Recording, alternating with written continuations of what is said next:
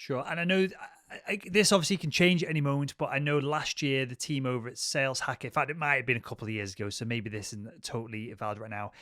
They found from their own posts and content that like two or three hashtags perform better than like 27 hashtags, which makes sense, right? Because LinkedIn knows if you're trying to spam things and you're trying to kind of get more juice from a post by just throwing in a load of keywords. So that makes sense. So that may be something to bear in mind when we're hashtagging our posts. Okay, right.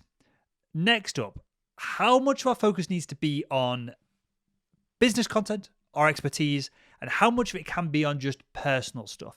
And I'll give you an example here. As we record right now, and this show will come out in a couple of weeks, so it might be wrapped up. It might be even bigger news then. Right now, Wall Street Bets on Reddit is going up against Wall Street.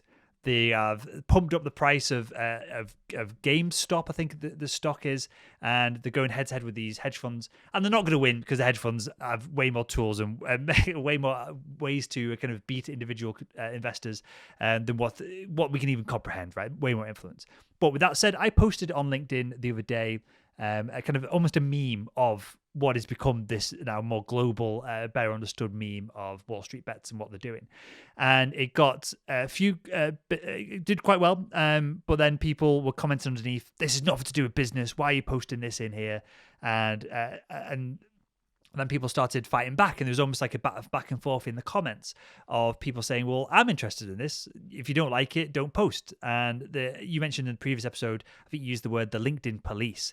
They were on full force, kind of, or tried to show their full force in this post. So how much content should we be posting from like even like a meme perspective, a personal perspective, versus more kind of suit and tie, B2B corporate business content? It's a great question. I'm going to first just explain who the LinkedIn police are, because I talk about the LinkedIn police a lot, and in some of my classes, I've had people come up to me and say, "Well, who are they? What, LinkedIn has their own police department?"